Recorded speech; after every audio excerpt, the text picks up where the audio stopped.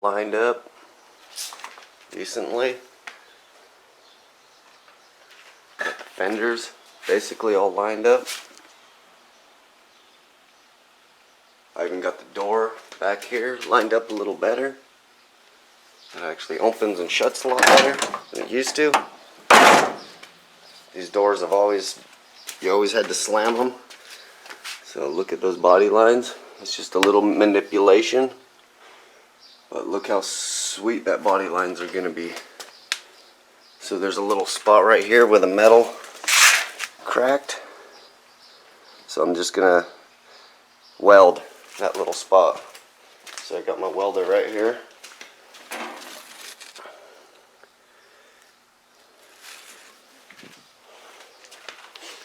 So I took some moldings off. I still got to take these off. I got to take the nostrils off.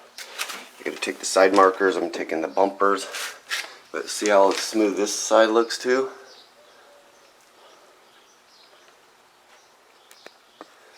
See how the back door actually fits a lot better than it used to?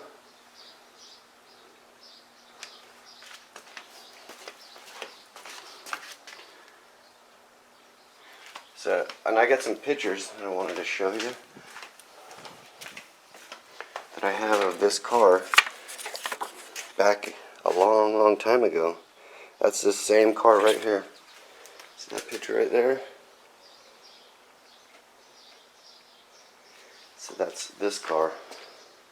So he changed the rims. He put the same style Magnum wheels, but he did 8-inch wide instead of the 5.5.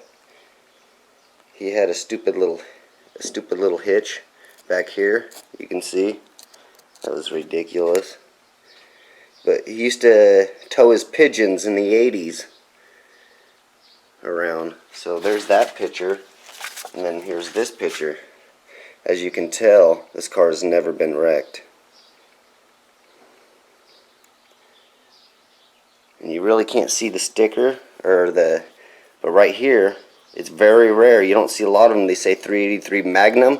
This said 383 Stroker 4-barrel right here. But we're going to delete these. I would say put them back on, but it's not my car. So I just wanted to show you pictures that I've had. These pictures are at least 20 years old. I gave it a little bath. Just right here in the garage. So now I took all the side markers out, took the bumper off, took the fillers off.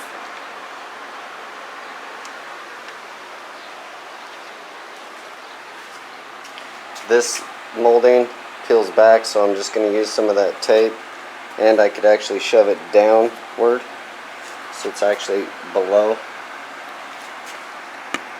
So I'm just going to hit that. Those door handles were a pain in the ass, but I got those all off. You can see how nice the door sets flush, which it never set like that before. So the main things on these cars is the factory weld goes right up like this.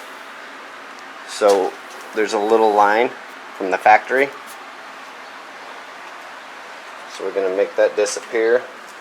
Took all that molding off, took that off, took the tail lights out, took the back bumper off.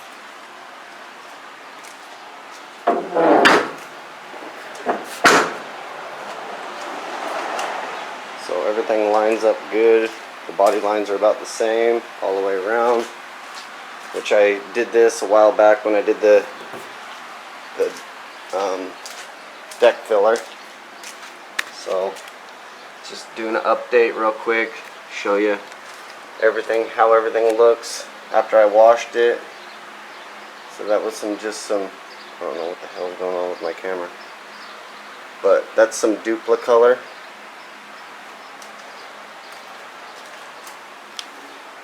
So you can see how nice these doors fit. They never fit that good. Fenders never looked that good. So I just wanted to show you what I did. So I got the front bumper there. It's pretty easy. Just 2 bolts here, 2 bolts there. The bumper comes off, but you have to take the valence off first. And same thing with the rear. You got to take that panel off before you can take the rear bumper off. That panel right there is the front valence. We're actually replacing that. We have a new one. This one was a new one too. So it fits pretty well. So there we go, the 70 Challenger. Just a little update before I start getting ready to put it on jack stands, take the wheels off, and start sanding away, getting prepped out for paint. So the original blue is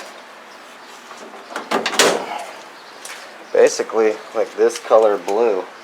It's a real light blue, and that's the original blue. That has no clear coat on it, so it probably will pop out a little bit more once you put some clear on here. But my uncle, he wanted to spray the jams, so he sprayed the jams. That's the factory color, because like these door handles, I don't think they've been off before. So you can actually see the original blue behind here. That's the original blue. It is a really nice blue. It does look kind of ugly right now, but when it's actually on the car, it looks really sweet. So, like, those handles have never been off. And this car's been painted twice before. You can see the original blue color is right here. I don't think this panel has ever been off. So you can feel the lip. See, that was the primer that I sprayed because I had to take this whole tail panel out to replace the trunk. And like, I don't think the keyhole has ever been replaced. So there's the original blue, just a little bit, you can barely see right in there. And like this panel, I had to fix this. It had some dents in it, but I got it basically about perfect. And that was a while back when I did all that.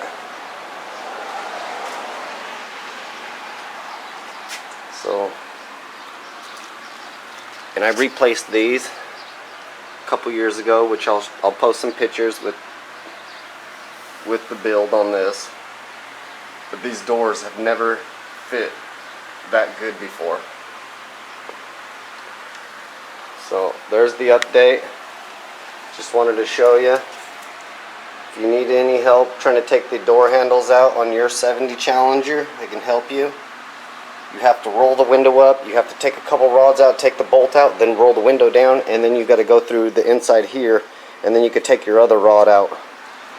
It's really not that hard, but it is a little complicated. I do have a book, a manual just for the 1970 Challenger and Duster, and it tells you every nut, bolt, where they go, and how to adjust it. Pretty slick wheels. I love those. They're kind of deep. They give it a kind of a cool look to it. And he's got chrome molding that he's putting back on the wheel wells. And then he has the factory mirror was kind of this ugly mirror that was kind of wishy-washy.